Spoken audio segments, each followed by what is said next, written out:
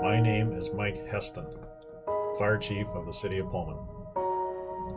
19 years ago, on September 11, 2001, our nation was attacked.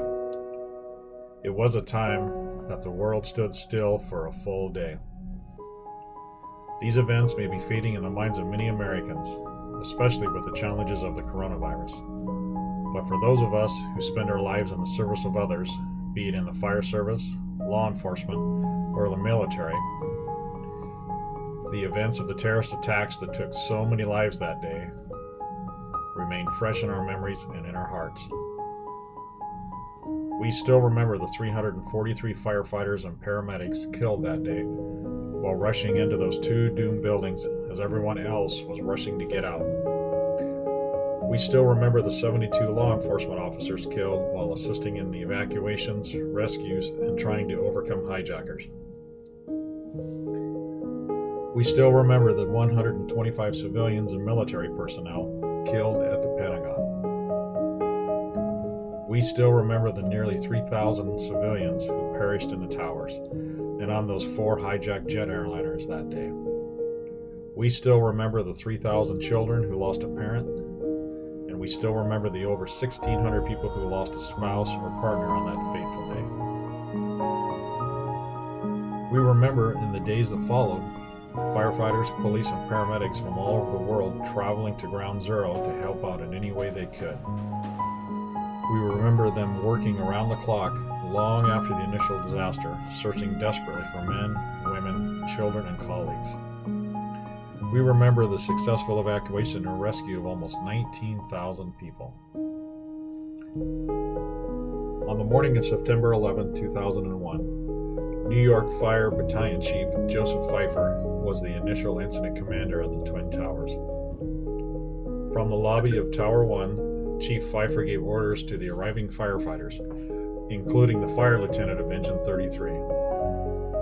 He told the lieutenant to take Engine 33's crew up to the 70th floor of the burning building, an order that was carried out immediately. That lieutenant was Kevin Pfeiffer, Battalion Chief Pfeiffer's brother. Lieutenant Pfeiffer died later that day, and Battalion Chief Pfeiffer, who survived the event, never saw his brother again. That is the true meaning of sacrifice. That is the meaning of pure selflessness. That is the ultimate meaning of service. Today, now called Patriot Day, we gather to remember these heroic men and women and pledge to serve in whatever meaningful way we can. It is a reminder for all Americans to remember, to rebuild, and to continue to serve their country in times of need and in times of crisis. Thank you for joining us on this special day to help us never forget the ultimate sacrifices ever made on September 11, 2001. My name is Gary Jenkins, and I'm the Pullman Police Chief.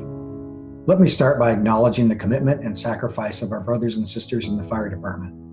We stand together with them in remembering and honoring all first responders who made the ultimate sacrifice in the service of others.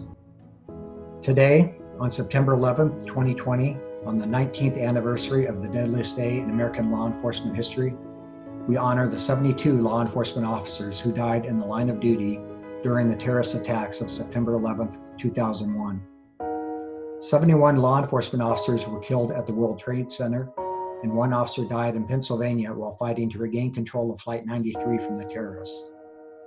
The names of the 72 officers killed on September 11th, 2001 are engraved together on the west wall of the Law Enforcement Officers Memorial in Washington, D.C. The service and sacrifice of the 72 courageous law enforcement heroes who laid down their own lives that day for the safety and protection of others will always be remembered. It's a solemn honor to remember and to celebrate the lives and contributions of those fallen public service. The mission of law enforcement is to protect and serve. For everyone involved in that mission, there is always the potential that protecting and serving can lead to sacrifice. That potential is part of the code honored not only by every officer, but also by family members and loved ones. It's a special burden they bear to give their communities the safety and peace that are sometimes taken for granted. How shall we memorialize officers whose response to others in crisis ended their tour of duty? Is it enough to pause one day a year for a few hours? We should look back and embrace the memories and memorials that we inherit. But we must also look forward and envision a future where each passing year will witness fewer and fewer names added to the law enforcement officers' memorial. Toward that end, our embrace of best practices, quality training, and commitment to professionalism is the best way to remember and honor those who are called to give their lives in the line of duty. The men and women who wear the uniform and those who love them are a beacon of light in a sometimes dark world. To sustain America as a place of order, we need officers who will use intellect, compassion, and sometimes force to prevent the tyranny of the lawless and to preserve the freedom of the law-abiding. Thank you for joining us today to honor these heroes.